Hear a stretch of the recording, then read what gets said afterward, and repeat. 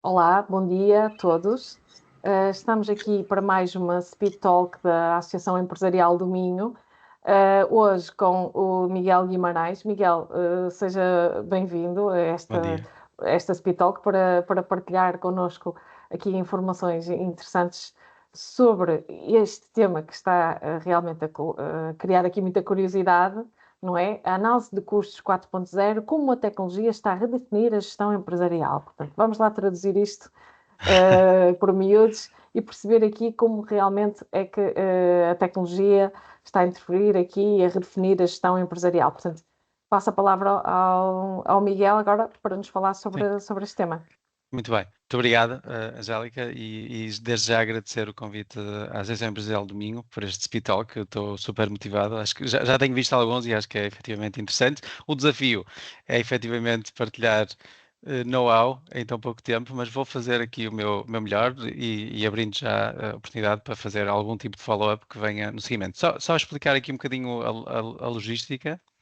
Eu vou, se me permitem, partilhar aqui alguns slides, uma breve apresentação, e depois temos 10, 15 minutos no fim aberto para perguntas e respostas. Não Portanto, consigo ouvir nada. acho que alguém agora não me estão a ouvir, Angélica? Eu recebi aqui, ou eu ouvi alguém, não estou a ouvir nada. Sim, eu penso, os microfones habitualmente estão fechados durante a Ok, apresentação, mas provavelmente alguém não estaria a ouvir, mas se alguém não estiver a conseguir, que tente entrar novamente, por favor, já ok, conseguirá, com certeza. ok, pronto. Mas está-me a ouvir, estão-me a Força, ouvir, não estão? melhor. Angélica, confirma que Sim, me sim, estão a ouvir. Sim, estou ok, boa, perfeitamente, boa, muito esteja à bem. vontade, sim.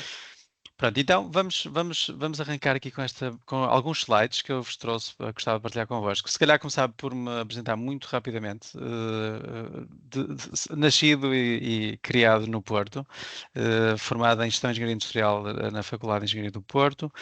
Logo desde o início tive a oportunidade de trabalhar na indústria automóvel, indústria têxtil. Fui convidado logo em 2002 para participar num grande projeto na Maersk, na Maersk, na maior companhia de inovação do mundo. E durante 8 anos de vida de Maersk, tive a possibilidade de começar a trabalhar então esta parte do custeio com o professor Kaplan de Harvard. Pronto, o professor Kaplan é conhecido, como provavelmente muitos sabem, pelo Activity-Based Costing, Balance Scorecard, e em 2005, 2006 saiu com este livro, o Time Driven Activity-Based Costing. E foi a partir desse momento que nós decidimos adotar e implementar esta metodologia na Maersk, e em 2009 tive a possibilidade de apresentar os resultados desse projeto com ele em Amsterdão. Foi um bocadinho um ponto de viragem aqui na minha carreira, e por isso é que estou um bocadinho rapidamente a levar-vos pelo meu caminho. E em 2010 comecei uma empresa de consultoria, a Cost and Profitability Consulting, com a ajuda do professor Kaplan, que tinha um software que era o da Acorn Systems, e a ideia seria promover e implementar modelos de time-driven para mais empresas no software dele em Portugal e em Espanha. De Portugal em Espanha para o mundo foi muito rápido, e então, basicamente, de 2010 até agora, tenho feito projetos efetivamente em muitos sítios no mundo: Catar, Colômbia, Espanha, Nova Zelândia. Portanto, vou tendo referências um pouco em todo lado. Em 2017, 2018, a razão porque falo desse momento, especificamente o professor Kaplan decide vender o software dele, da Acorn Systems, e no mercado ficou um gap muito grande de software específico para a implementação destes modelos de TD-ABC. 2019, 2020, decido aceitar o desafio de alguns investidores, pessoas que me conhecem já há algum tempo, e começamos a desenvolver o cost control. Portanto, hoje, a sessão de hoje é um bocadinho baseado, a primeira parte, só muito rapidamente percorrer estes conceitos que possam ser novos: o que é o TD, o que é o ABC, TD-ABC, o que é isso, portanto, muito rapidamente. Depois, a seguir, falar de um caso de estudo específico de implementação destas metodologias, e aí entra a tecnologia, para perceberem como é que estes softwares encaixam no esquema, na grande imagem. E finalmente depois mostro-vos o software e mostro-vos algumas destas tecnologias, se ainda tivermos muito tempo para isso. Pronto, começar por este diagrama, que é um diagrama que explica, de certa forma, no ciclo de desenvolvimento da estratégia, em que pontos é que é importante ter estas metodologias e em que pontos é que é importante estar a rever a rentabilidade e otimizar a rentabilidade. Portanto, a maior parte das empresas, obviamente, começa a desenvolver a sua estratégia, o planeamento, aquilo que nós chamamos o alinhamento, que é o desdobramento dessa estratégia dos indicadores de performance em toda a empresa. Começamos na parte da execução, e na parte da execução é onde entra depois toda esta questão de constantemente medir, alocar custos e analisar a rentabilidade. As empresas, a maior parte das empresas, quando falamos de custos, não tenho dúvidas que já fazem algum tipo de custeio. Portanto, e esta imagem é uma imagem com muitos anos, mas que explica aquilo que nós vamos tentar fazer com a tecnologia.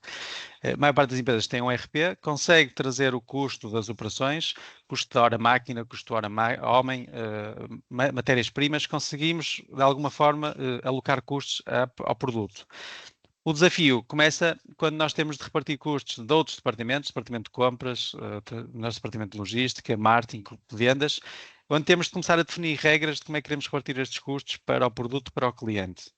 Pronto, a metodologia que de início foi lançada para tentar ajudar as empresas a implementar isso foi o Activity-Based Costing, e de uma forma muito simples, o Activity-Based Costing, eu trago um exemplo de construção dessa metodologia. Aquilo que fazia era isolava o custo do departamento, aqui do nosso lado esquerdo, portanto isolávamos, íamos tentar perceber qual é o custo de salários, custo do edifício, rendas, materiais, etc., dos diferentes departamentos.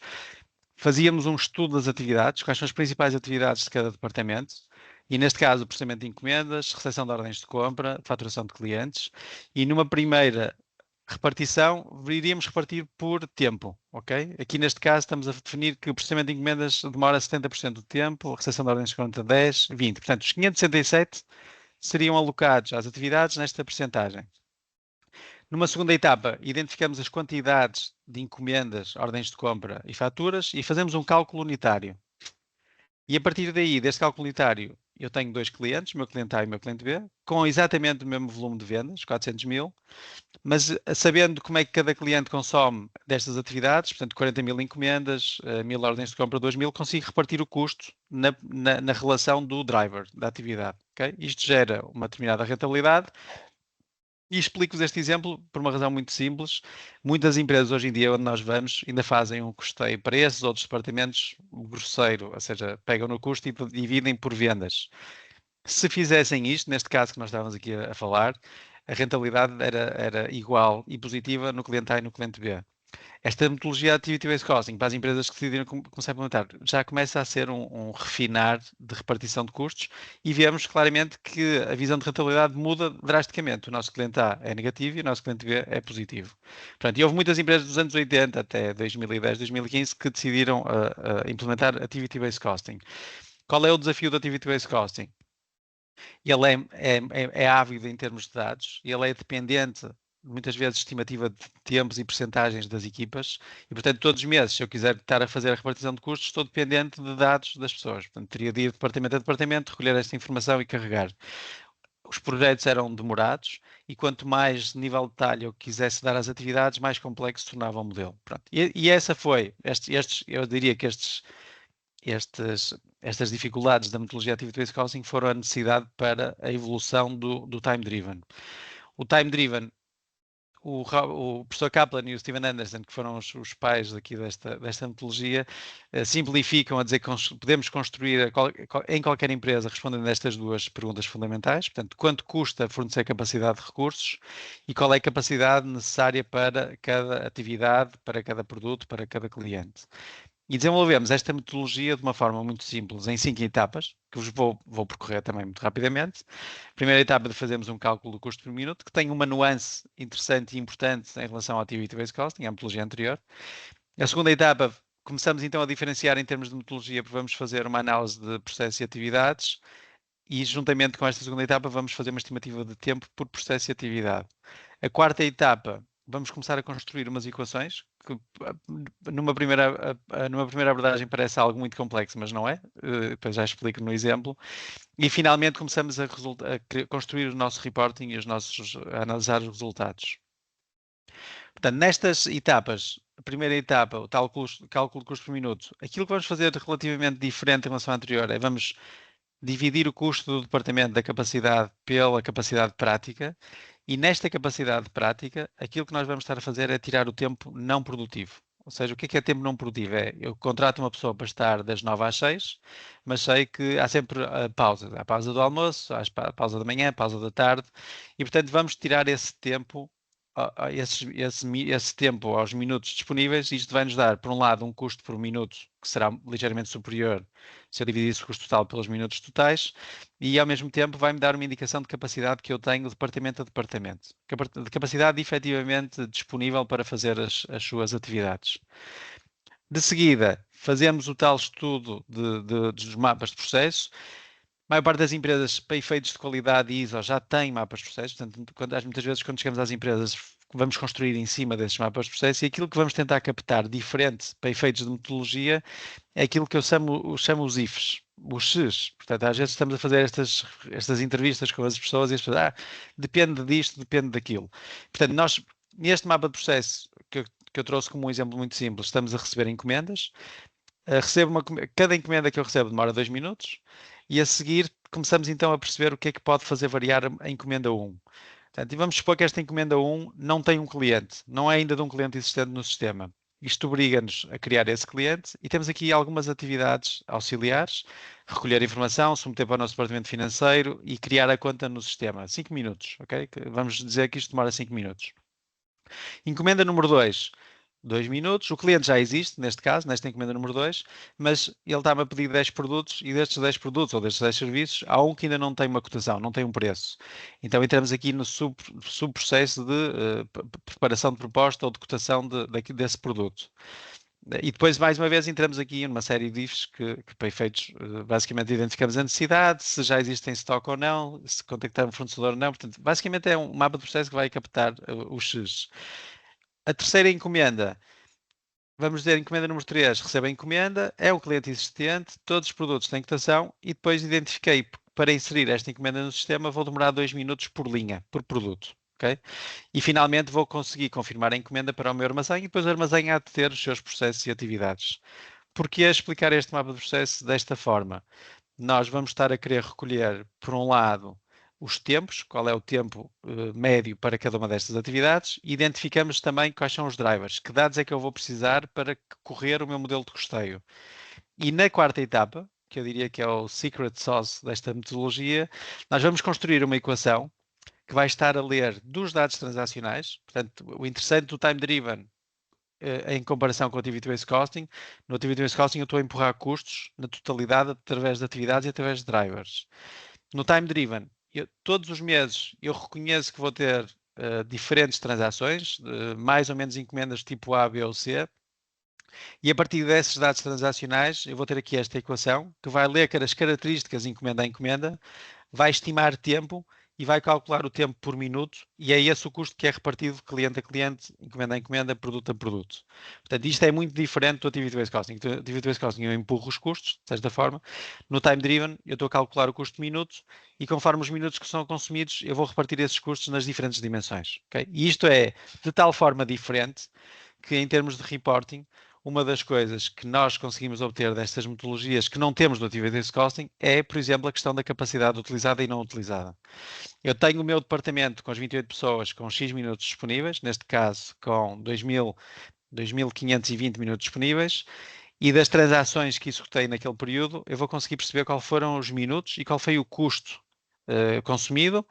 E tenho aqui um indicador novo para a gestão, que é a capacidade utilizada e não utilizada em minutos e em custo e em valor. Portanto, isto é daquelas primeiras informações que, quando as empresas implementam estas tecnologias, se torna muito interessante, porque eu, de repente, consigo, por um lado, não estou a forçar que os custos são todos repartidos a todos os clientes, a todos os produtos, e por outro lado tenho aqui uma medida de capacidade que eu vou querer otimizar ao longo do tempo. Okay? Portanto, este é um dos outputs.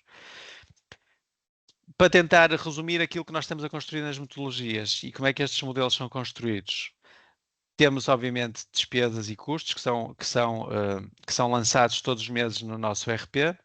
Tenho os salários, tenho as rendas, tenho uma série de custos. A maior parte das empresas tem a sua contabilidade analítica já organizada, portanto é muito fácil identificar quais são as contas, e mais do que isso, muitas vezes as empresas também já têm o conceito do centro do custo. Portanto, eu consigo, de forma muito simples, em muitos modelos, tenho imediatamente este ponto 2 resolvido. Como é que a despesa, o salário foi repartido a um departamento funcional ou a um departamento de suporte. Aqui depois a classificação de departamentos funcionais de suporte tem a ver muito com as empresas da empresa, mas vou usar exemplos clássicos. O departamento de suporte, na maior parte das empresas, será recursos humanos IT. Funcionais será a minha logística, o meu armazém, as minhas equipas de produção. Portanto, tenho aqui alguns departamentos clássicos. Deixem-me só explicar-vos aqui este ponto 1. Quando as empresas já têm uma determinada despesa, vou dar um exemplo, marketing, estou a fazer uma campanha de marketing para uma determinada categoria de produtos. Se eu, no meu RP me permitir, eu provavelmente vou lançar essa despesa já através do ponto 1 diretamente num objeto de custeio, num cost object, que será esse produto ou essa categoria de produtos. Portanto, e aí, sempre que eu conseguir lançar os meus custos diretamente a uma dimensão cost object, a um objeto de custeio, não tenho necessidade de fazer repartições, portanto, menos fica, entre aspas, para fazer estes modelos, mas tudo o que fica a seguir, vamos ter de tomar decisões. Portanto, e a partir do nosso ponto 4, entram as metodologias do Activity-Based Costing e do Time Driven. No ponto 5, está a grande diferença do ABC e do DABC, onde no Activity-Based Costing eu vou repartir pelos drivers e o custo total, e no Time Driven, dependendo das transações, eu vou estar a repartir pelos minutos e pelo custo minuto. Esta é a grande diferença das metodologias. E chega de conceitos. Saltando então para um caso muito prático e muito específico, que eu acho que é isso que nos traz cá hoje, mais do que as teorias, que isso vocês depois também podem ter mais tempo para essas questões. Eu vou-vos falar de um caso que eu estive envolvido desde o início. Portanto, a Snell Packaging and Safety é uma empresa da Nova Zelândia. É um distribuidor de produtos de embalagem e segurança. Portanto, tem aqui alguns exemplos dos produtos que eles importam. Mais interessante do que isso, a dimensão da empresa, portanto, cerca de 150 colaboradores, 4 localizações, tinham 4 armazéns em 4 sítios. Faturação na ordem dos 60 milhões, mas mais interessante isso e a necessidade de ter este tipo de metodologias e tecnologia que lhes permitisse medir rentabilidade é a complexidade do negócio. Estamos a falar de cerca de 22 mil produtos que eles compram e que fornecem para 5 mil clientes, 150 fornecedores desses produtos, portanto, de repente, imaginem uma empresa, e provavelmente vocês poderão estar aqui pessoas com empresas assim com este nível de complexidade, de repente eu quero perceber qual é a rentabilidade de um cliente para o produto. Cliente 1, produto 1, onde o cliente 1 compra 1500 referências de produto, é só este exercício de isolar esta combinação de dados em destas dimensões já por si é um exercício, porque obriga-nos a trabalhar dados. Olhar para a rentabilidade nos diferentes níveis e ter a certeza que o número que eu estou a ver de rentabilidade está correto é toda outra dimensão. Portanto, quando nós combinamos as metodologias com tecnologia, conseguimos de uma forma automática e sistemática fazer este tipo de análises. E esse era um bocadinho o desafio. Portanto, nós quando chegamos neste projeto específico, o que era medido era a margem bruta, portanto eles compravam uma caixa de cartão a $2 e tentavam vender a 2,40. Portanto, tinham uma margem definida e os comerciais iam para o mercado tentar vender com uma margem definida e no pressuposto que essa percentagem dessa margem seria suficiente para pagar todos os outros custos. Obviamente que isso por si só não é suficiente e aquilo que acontecia era que muitas vezes no final do ano, quando olhavam para a rentabilidade, não é? A rentabilidade era negativa e perdiam dinheiro e não sabiam como nem porquê. Portanto, nós avançamos então com a implementação destas metodologias, utilizando a tecnologia. E só para vos explicar um bocadinho quais foram as etapas e como é que isto se constrói, é muito importante, obviamente, começar por perceber a organização, o organigrama, como é que a empresa está constituída. Isto porque, quando olhamos para as empresas, é importante, tudo o que é custo direto já provavelmente está no produto, que era este caso, eles sabiam a quanto é que compravam a caixa de cartão, mas o que eles não sabiam era depois como é que iriam repartir o custo das equipas comerciais, customer service, armazém, portanto, todos os outros departamentos que não tinham propriamente uma forma de repartir. Portanto, olhar para a empresa como um todo, obviamente, ponto de início. A seguir, começamos a fazer o tal cálculo de capacidade de custo por minuto, departamento a departamento. Portanto, para perceber então qual é o custo minuto de departamento a departamento.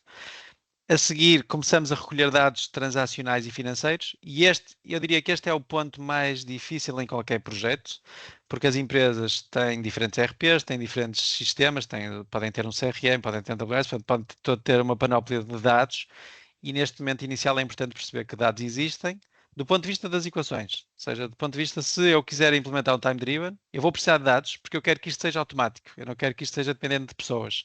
Então é muito importante neste momento inicial ter aqui um mapa de que dados existem. Depois avançamos com a questão dos mapas de processos e atividades. eu posso-vos dizer que na minha versão Miguel Guimarães Maersk, muito no início, eu era muito geek desta questão dos mapas de processo e passávamos semanas e meses a fazer mapas de processo todos XPTO com o máximo detalhe, mas depois mesmo o professor Kaplan pôs-me no caminho correto, porque dizia que isso era um desperdício de tempo e recursos, porque a maior parte das vezes eu construía os mapas de processo, mas depois não tinha dados para alimentar as minhas equações.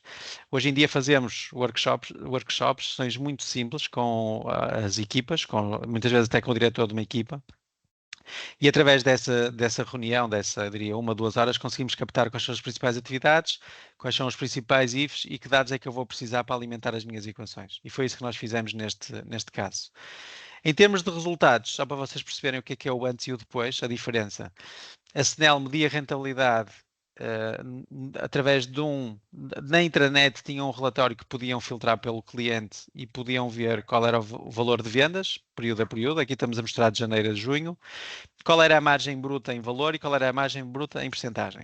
E depois tinham aqui alguns indicadores da atividade, número de entregas, número de ordens, portanto, tinham aqui alguns indicadores. E era assim que o negócio avançava.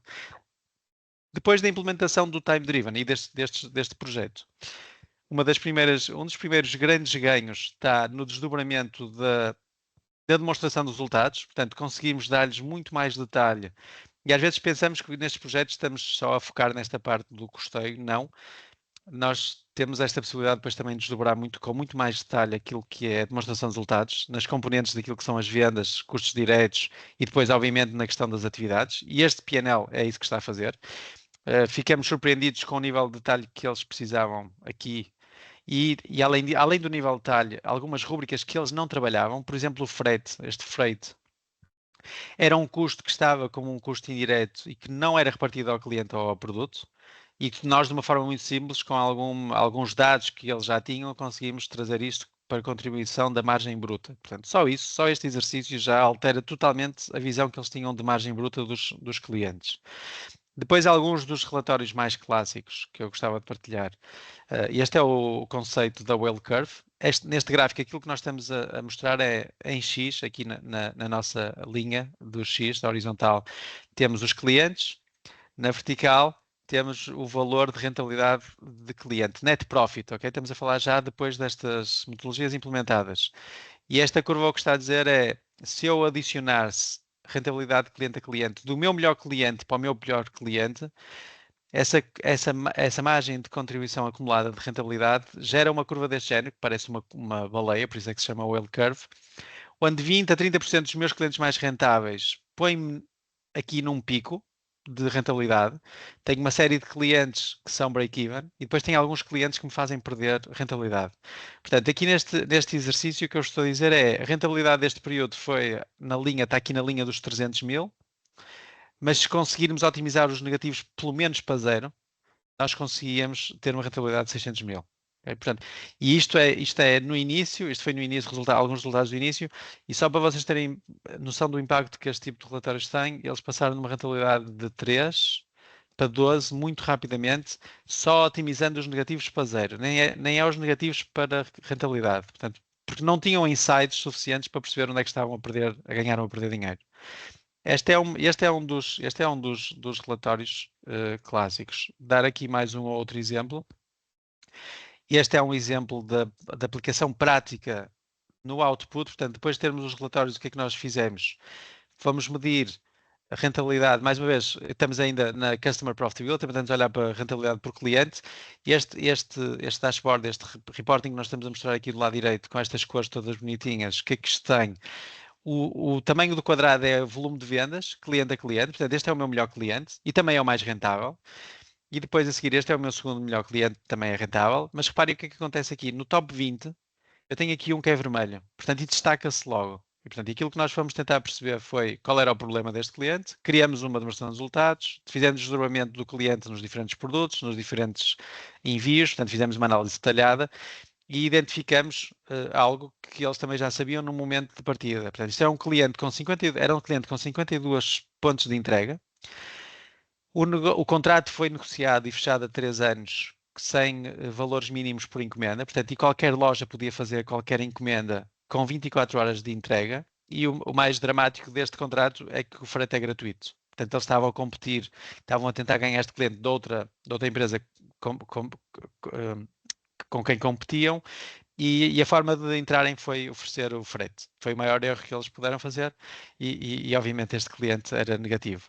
O que é que nós participamos da implementação e da confrontação no bom sentido com o cliente, mostramos o que é que estava a acontecer, e uma das coisas que o cliente obviamente se disponibilizou de imediato a fazer foi a centralização de encomendas. Portanto, em vez das 52 lojas fazerem encomendas diretamente à Senel, passaram a fazer ao head office dessa empresa e o head office depois fazia uma encomenda consolidada. Essa encomenda passou a ser com uma frequência de 2 em 2 dias, o que permite também que a entrega fosse em 48 horas e em rota. Pronto, isto parecem detalhes, parecem coisas com pouco impacto, mas obviamente têm muito impacto. Portanto, se nós não medirmos, não conseguimos perceber onde é que está o problema, se não percebemos o problema, também não conseguimos otimizar a rentabilidade.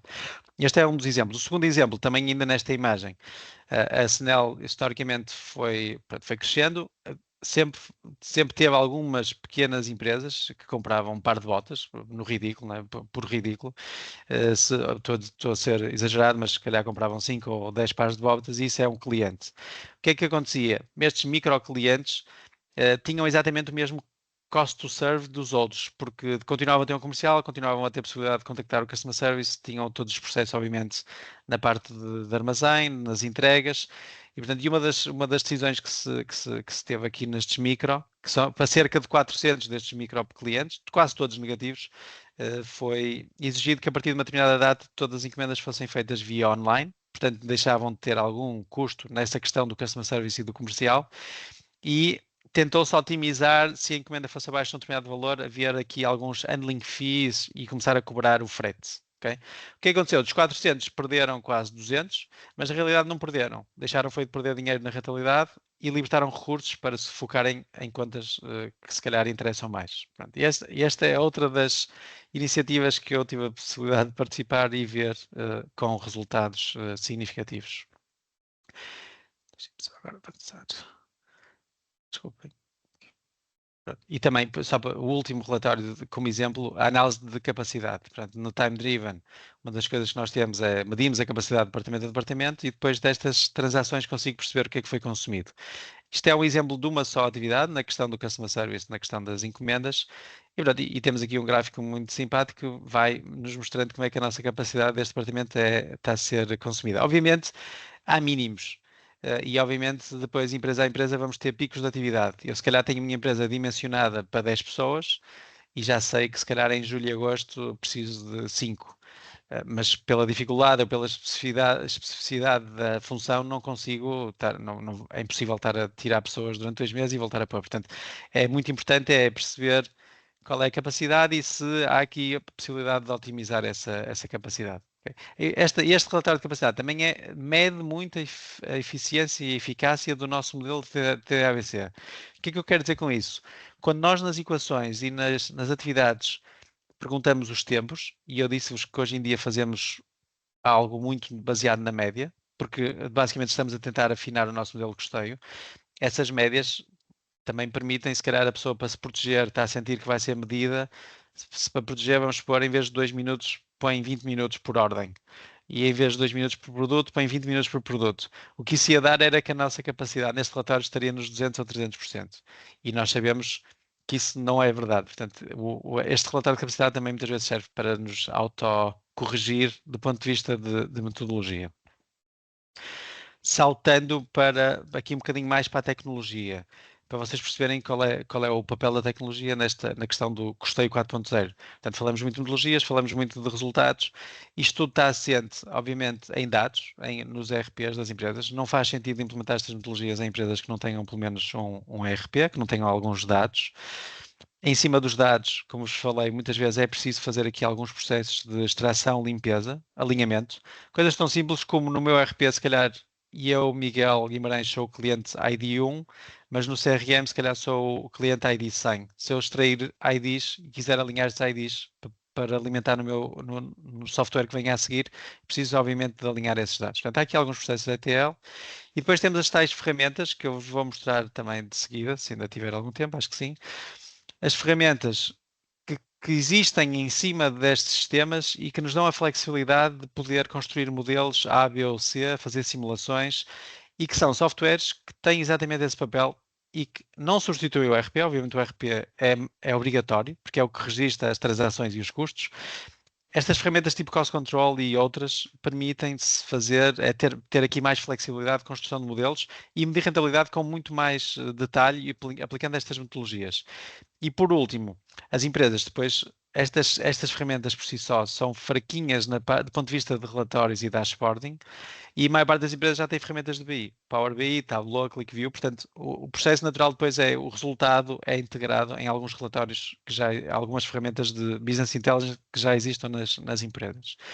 Então permitam-me que vos mostre, assim de uma forma sucinta, este modelo da SNEL, do ponto de vista do cost control, portanto do software que está a fazer a parametrização, e vou ser muito específico, vou mostrar ecrãs muito específicos, onde vou também vos mostrar a questão das metodologias, depois um ou outro relatório dentro do Power BI, provavelmente uma Whale Curve e o Heatmap, e depois uma amostra do que para mim é o futuro destas tecnologias, que é a questão de AI. Portanto, toda a gente fala em inteligência artificial, eu acho que é o grande tópico do momento, é a grande moda.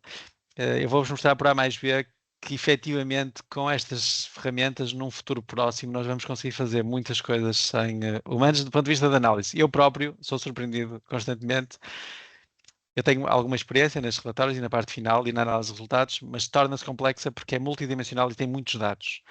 E a possibilidade de termos aqui um agente AI que se torne especialista em custeio e análise de rentabilidade vai ser efetivamente algo fascinante para as empresas. Okay? Não vai substituir, obviamente, um controller humano, mas vai acelerar muito esta questão da análise. Okay? Portanto, permitam-me que mude de ecrã.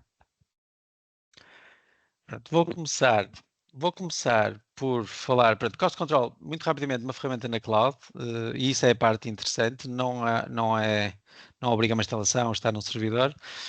Nós desenvolvemos o Cost Control num princípio muito simples, possibilidade de construir um ou mais modelos e em cada modelo um ou mais cenários. Okay? Portanto, eu vou-vos mostrar. A ideia do cenário tanto representa um conjunto de dados num determinado período, que é o caso aqui da SNEL. Portanto, todos os meses nós estamos a carregar os dados com a questão das despesas mensais e dos dados transacionais, mas tenho muitas empresas que depois rapidamente copiam um cenário e fazem uma simulação.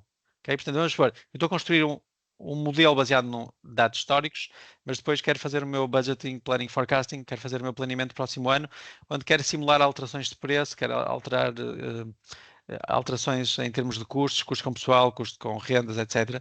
E baseado neste histórico eu consigo rapidamente copiar, alterar esses valores, recalcular e fazer depois na parte do reporting uma comparação. E é esta a vantagem em relação a isto estar em cima de dados transacionais. É esta flexibilidade que eu estava a falar. Em termos de workflow, nós dentro do software, obviamente não vou ser exaustivo, mas vamos percorrer 3 grandes etapas. A questão dos dados, crítica, e da questão dos dados, a partir do momento que o modelo está estável, obviamente vamos iniciar aqui um conector de dados que automatiza este processo. No momento inicial, nós podemos construir modelos através de fecheiros CSV Excel, portanto, fecheiros, se a empresa tiver estes dados financeiros e transacionais, conseguir exportá-los para um fecheiro Excel ou texto, nós construímos, mas não faz sentido ter este processo manual. Portanto, a partir do momento que está estável, a gente automatiza estas ligações e carrega os dados. Portanto, os dados transacionais, os dados da empresa, a estrutura e os FTEs e os minutos, e dados financeiros. Entramos numa fase 2 de repartição de custos, e aqui sim está a parte interessante desta metodologia, portanto ela vai percorrer de etapa a etapa e vai nos permitir validar repartição a repartição o que é o resultado, e depois na parte do reporting, alguns relatórios dentro do cost control, mas já sabemos que a partir da maior parte das empresas o que vai fazer é exportar esses resultados para fora. Alguns ecrãs muito específicos. Comece por este, que este eu acho que é dos mais interessantes e importantes no desenvolvimento do modelo, que é a definição das nossas dimensões, objetos de custeio. Portanto, neste caso da SNEL, o que é que nós temos? Temos o fatura-linha. Obviamente, cada fatura-linha, eu estou a vender um produto, aqui do lado direito, e cada produto depois pertence a uma categoria de produtos e pode ter sido comprado de um ou mais fornecedores. Okay? Eu basicamente estou, a partir dos meus dados transacionais, chamo isto de dados transacionais, fatura-linha, consigo construir toda uma estrutura de dados de dimensões que depois me vão permitir repartir custos específicos a uma dimensão. Okay? Do lado esquerdo, fatura, encomenda, cliente, grupo de cliente. Okay? E em cada uma delas, se eu abrir aqui uma, só por curiosidade, nós vamos estar a carregar informação, portanto, do escritório. Posso também carregar aqui, por exemplo, a do produto, categoria de produtos, ID e descrição. Portanto, são dados simples, mas que eu possa depois utilizar na repartição de custos. Reparem aqui, por exemplo, eu falei-vos em 22 mil referências de produtos, já temos 36 mil. Okay? Portanto, em 2014 isto já foi crescendo em termos de número de produtos. Em números de clientes, estamos a falar de 3.084. Portanto, menos clientes, mais produtos, mais rentabilidade. Em termos de departamentos, a tal definição de se é um departamento direto e indireto e o número de pessoas, os FTEs, ali, do lado direito, o headcount, e carregar os custos para um determinado período. Okay? Portanto, em termos de dados, seria isto. Entrando na questão das metodologias, a minha primeira repartição será da conta para o departamento, que neste caso, como eu vos expliquei no início, a maior parte das empresas, tendo a analítica organizada da conta para o centro de custo, há de ser algo muito direto, portanto, e neste caso é uma porcentagem a 100%, mas posso ter empresas que querem alterar essa repartição que vem do nosso RP, querem, por exemplo, no marketing, eu tenho tudo lançado no meu departamento de custo de marketing, mas eu quero isolar algum desse custo para repartir a uma hierarquia específica. Podemos andar um bocadinho para trás nesse lançamento.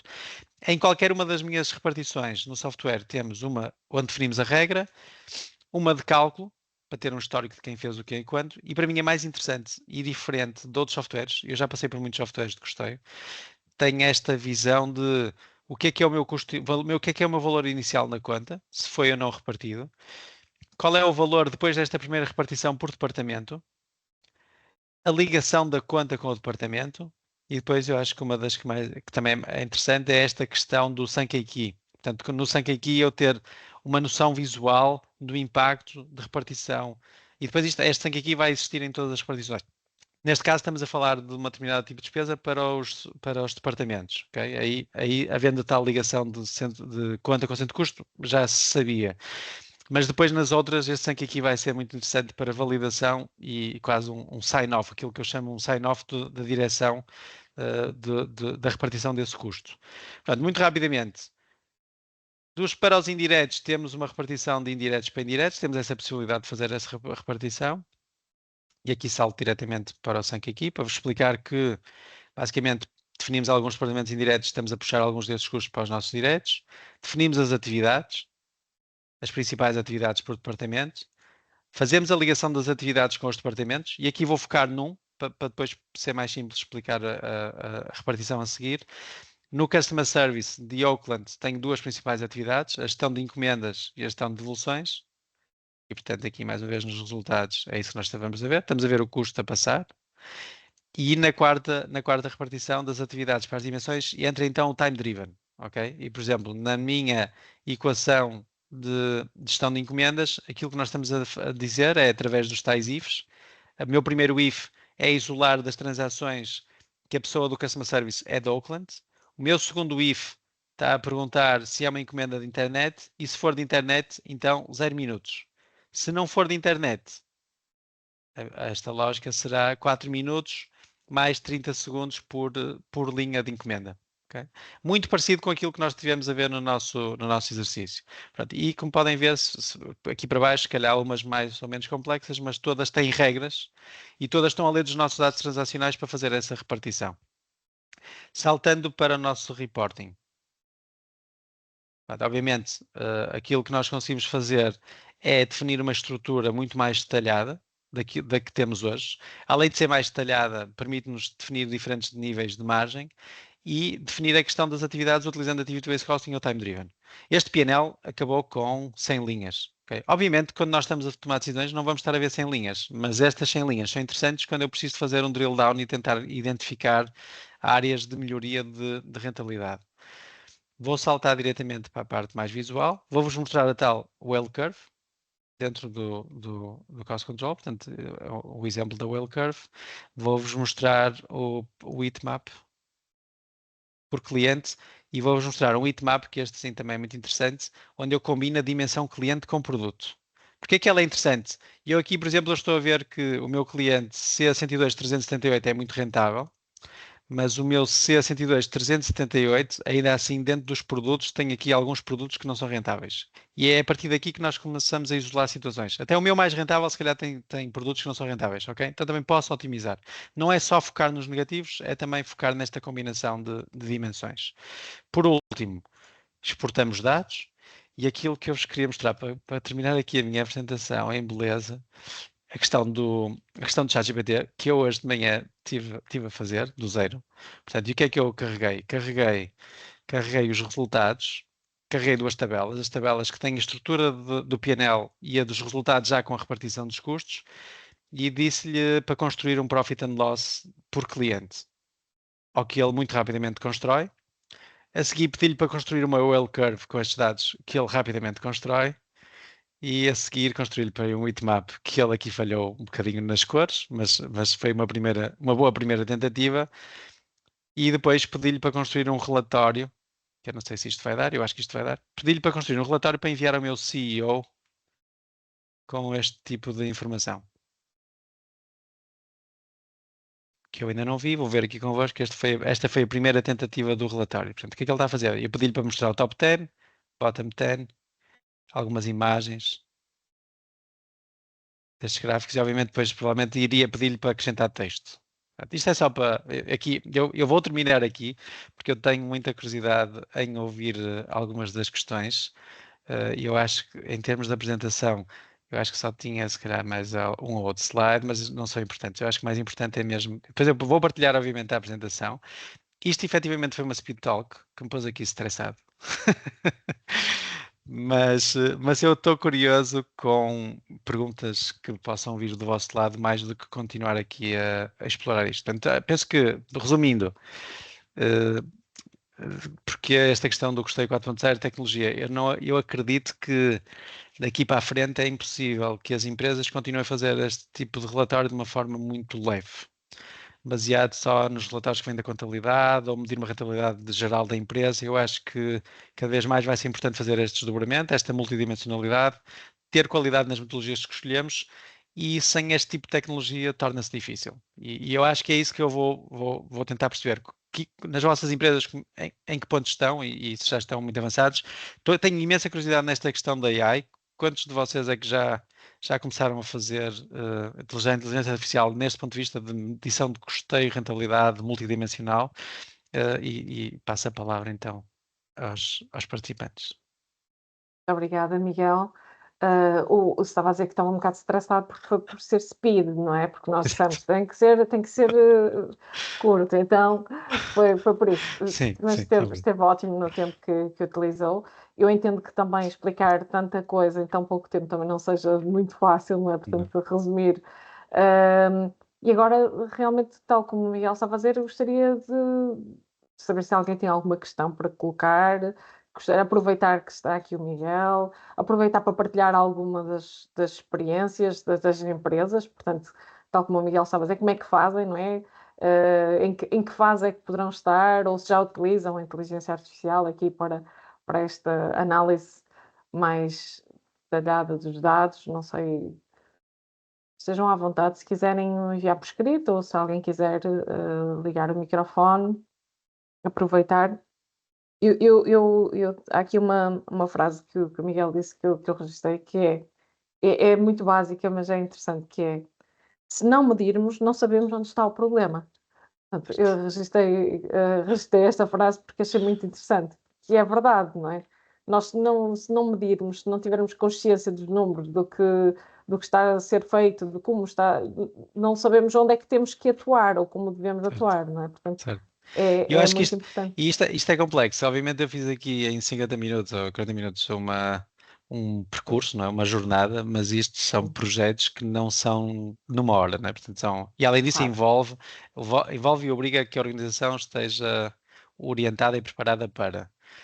Não é o controller, muitas vezes não é o controller que depois chega e faz isto de uma forma simples, ele precisa do IT, precisa de gestão do topo alinhada neste objetivo, porque é um processo, não é? Não é algo que se consiga fazer de um dia para o outro. E depois, como tem esta questão da tecnologia, muitas empresas tentam fazer isto em Excel.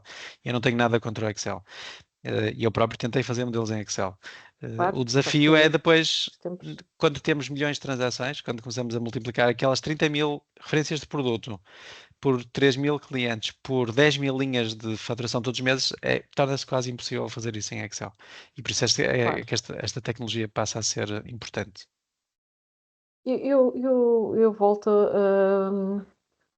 volto realmente aqui a lançar o Temos desafio aqui, de colocar em questões eu acho que ao. temos a Neuza com uma pergunta, não sei como é que Sim, funciona, Neuza, temos, sim. sim, Olá, bom dia. olá, Neuza. Bom dia a todos.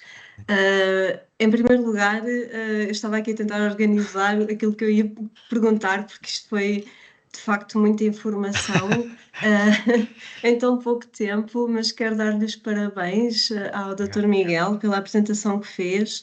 obrigado. Em primeiro lugar, dar-lhe os parabéns só pelo facto de ter tido a possibilidade de estar com o professor Kaplan, Sim, porque para quem percebe da área, e eu não sou empresária, sou docente do ensino superior e leciono gestão estratégica, portanto, obviamente, na parte de avaliação e controle falamos sempre no Balance Scorecard de Norton e Kaplan, portanto, sim.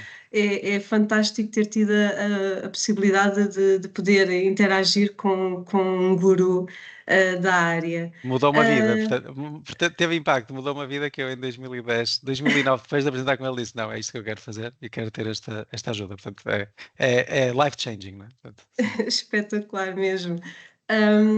Depois, em segundo lugar, conseguiu de facto apresentar assim de uma forma muito sucinta esta parte toda teórica por base daquilo que é a base daquilo que depois se implementa na prática, como é óbvio. Sim. Mas a questão que eu lhe queria fazer era se esta plataforma, porque é uma plataforma, não é? No Sim. fundo, Uhum. se também permite integrar análise de dimensões sociais e ambientais. Sim, sim. Eu fiquei muito numa área. Eu tenho sido desafiado em termos de cost control para outras áreas, para a questão do SCG, né, que é o grande tópico, mesmo a medição de a pegada de carbono. Portanto, nós podemos construir modelos dentro do cost control que não têm propriamente este objetivo de custo e rentabilidade. Portanto, sim. Aliás, eu aceito de bom agrado pessoas que queiram utilizar o cost control com outras perspectivas e com outros objetivos. Eu acho que ele está construído de uma forma aberta, tem esta lógica das repartições e por etapas, mas não é obrigatório que sirva este propósito de custo e rentabilidade. Eu tenho sido desafiado por malta nos Estados Unidos com outros objetivos e aquilo que nós estamos a fazer é fornecer licenças gratuitas, porque nós também queremos evoluir. Portanto, eu não sei se me expliquei muito bem, mas pronto, sou o fundador da Cost Control, temos uma pequena equipa de desenvolvimento e apesar de não ser a minha área, tecnologia, a minha área é muito mais esta questão de modelos e custeio portanto, sou muito hands-on, eu gosto de ir para as empresas e ver, a minha costelinha de engenheiro gosta de ver os processos e as máquinas e gosto, pronto. Mas esta área de tecnologia é efetivamente interessante, mas eu gostava que ela fosse mais ampla. E a Neuza tem alguma ideia já assim que nos começasse a Não, eu desafiar, não é? estava a questionar isto porque também há uma área que me interessa muito, que é o empreendedorismo sustentável e, portanto, é a Ah, combinação destas três áreas, não é? sim, Económica, sim, social, ambiental, e hoje em sim, dia sim, sabemos que os Objetivos de Desenvolvimento Sustentável nas sim, empresas englobam sempre esta integração. Que no fundo é aquilo que o BSC faz também, não é? Uma integração sim, de várias dimensões e, e pronto, e vi que aquilo que apresentou foi um bocadinho mais focado em clientes, fornecedores, sim. mas era mesmo essa dúvida se poderia de facto adicionar aqui mais dimensões e ainda Sim. bem que isso é possível. Nós temos modelos, por exemplo, fizemos um modelo muito interessante no Centro Hospitalar do Porto, no serviço da hemodiálise. Aí era tudo orientado cost to serve, na perspectiva de o Estado compartilha determinado valor para determinados códigos de tratamento e a ligação do custo das diferentes pessoas envolvidas, médicos, enfermeiros, auxiliares. E esta combinação, portanto, são modelos que também têm diferentes dimensões, diferentes objetivos, mas têm um bocadinho esta lógica, não é? De estruturar dados, vou buscar dados, estruturar, carregar, medir cost to serve, portanto, otimizar Uhum. custos. Não é profit driven, é mais é quase um break-even, o hospital não tem de dar lucro, mas é tentar perceber qual é o desalinhamento entre aquilo que é a receita de um determinado tratamento e aquilo que é o custo. E temos modelos em shared service, em logística, indústria, portanto, eu acho que é um bocadinho, depende depois só qual é a indústria ou o setor e qual é o objetivo e como é que nós vamos construir. Sim. Ok, olha, muito obrigada, uma vez Obrigado. mais. Obrigado. Muito bem. Nós também tínhamos aqui outra pessoa que tinha levantado a mão, que entretanto eu penso que é o Pedro Alves. Pedro, Sim, tinha sido esse, sim. esteja à vontade, sim. Antes de mais, obrigado pela disponibilidade e agradecer, pronto, o painel. Acho que é um painel muito interessante. Eu venho mais até de uma microempresa e a realidade muitas vezes é diferente. Não fazemos venda nem aquisições de produtos, sim. Em grande parte é mais focada nos serviços, na prestação de serviços. E achei que a análise dos custos e a metodologia e a plataforma é muito interessante, mas vindo de uma realidade de uma microempresa, muitas vezes a captação das informações e dos dados é um bocado mais complicada, e aquilo que eu faço muitas vezes é uma gestão mais manual de captação desses dados, para depois fazer análise em Excel, muitas vezes a nível de cálculos, para prestar um melhor aconselhamento à gestão de topo. Nesta questão, eu estou pronto a tentar ver se introduzo um RP ou um CRM na empresa, para depois também fazer essa captação de dados. Mas a minha dúvida e o pedido de conselho, que é o Miguel, é mais na perspectiva de estratégia, se começaria por afetar, alocar mais um recurso humano em captar essas informações, ou começaria já, por exemplo, um RP, um CRM, para depois um dia mais tarde, quando a empresa crescer, se calhar analisar mais o custo dos serviços unitário ou por cliente, como tem agora o produto. Eu acho, Pedro, obrigado pela pergunta e obrigado pela participação. Eu acho que eu já participei em projetos onde nós entramos pré-implementação da RP.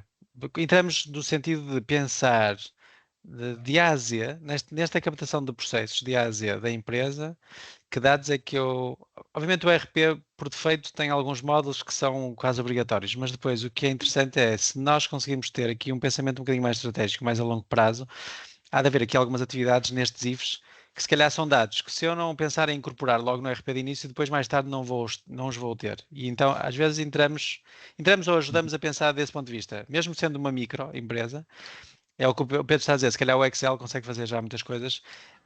E antes de passar do Excel para o RP, se calhar ter aqui algum pensamento deste processo de atividades, de A a Z, daquilo que são os processos, e captar alguns IFs, acho que era interessante para o futuro.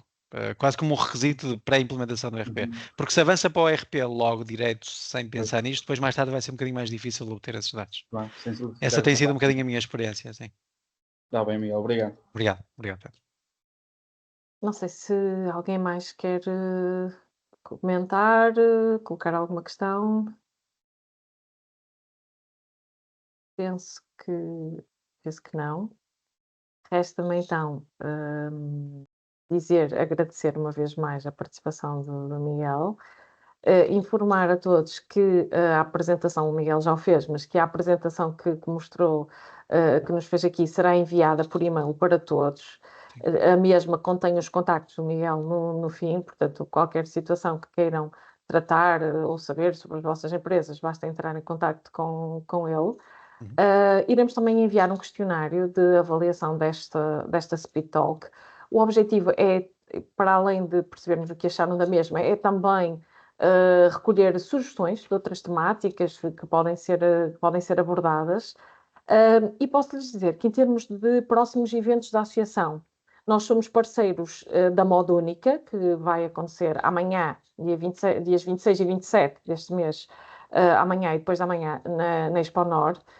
Depois, em março, para além das habituais Speed Talks, teremos a 6 de março uma divulgação da Feira da Stonegal, que é um congresso internacional de pedra natural, que vai acontecer a 6 de março em Amares. Logo de seguida, a 7 de março, iremos ter no Hotel Inside Braga aqui a apresentação da Feira Mindtech, que é uma feira internacional da indústria e tecnologia do metal.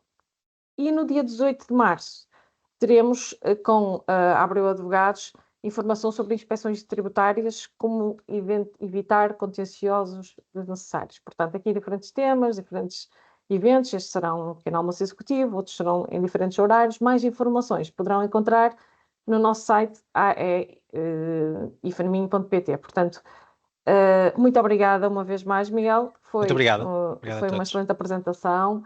Obrigado. Está a fazer um excelente trabalho e, portanto, agradeço a todos a presença e até à próxima. Muito obrigado. Obrigada. Obrigado a todos.